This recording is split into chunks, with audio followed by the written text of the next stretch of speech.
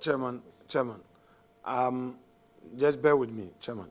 Bear with me. You see, I would prefer if leader wants to ask his own set of questions, under normal circumstances, I'm the last to ask, then you come in. If he wants to be the last after me, I don't mind. But this issue of follow-up, he should reserve all of his points.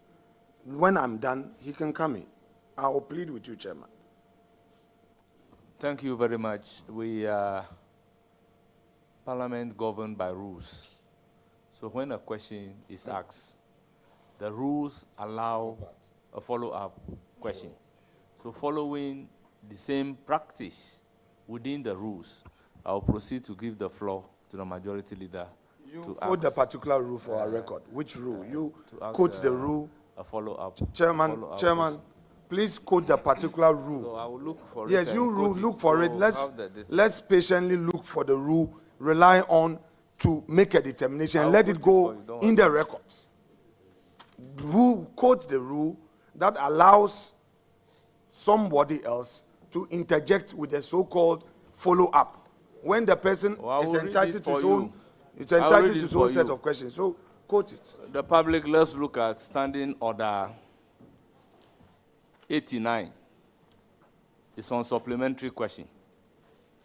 And if I may read the relevant portion, 89.2 or 89.3. Any other member may be allowed to ask not more than 2 supplementary questions, except that the majority and the minority or co-leaders may ask not more than 5 supplementary questions on the substantive issue. It is on this order that I am standing to give the opportunity to the majority leader to ask a supplementary question. Chairman, with respect. Chairman, with respect.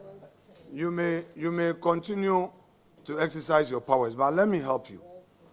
The rule you've just quoted governs plenary proceedings. If you want to apply it mutatis mutandis, you are supposed to still be guided.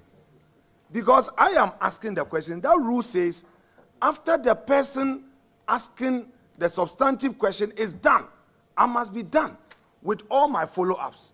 Before, then you would ask me, are you done? Before going on, I laid bare each of the steps I want to take. So you should ask me first, am I done with that substantive question? If indeed I say yes, and you want to apply the plenary rule, mutatis mutandis here, you may now give him the chance, but don't say you are guided by the rules, and even when I am not done with my supplementary questions or follow-ups, you want to give him the chance. Let's stop this. The leader is entitled to come in anytime when we are all done. He can ask his own questions, so stop this. It will help. Honourable members, it's not everything that I place on record. You realize that before giving the opportunity to the majority leader, I asked the questioner that majority leader will want to ask a supplementary question, not into the microphone. So if you are not done with a supplementary question, you can also tell me that you are not done with a supplementary question on that particular question. That doesn't mean I do not have a floor or do not have the ground within the rules to ask the leader to ask a supplementary question. So if you feel that you have a supplementary question on the question that you have asked, you can ask that particular question, and thereafter I will give the opportunity to the majority leader to also ask a follow-up question. But rather, you said, which rule am I relying on? I have shown you the rules. So I'm not operating outside the rules. There are rules that govern committee work. Chairman, anyway, I'm not done, so let me finish my supplementary.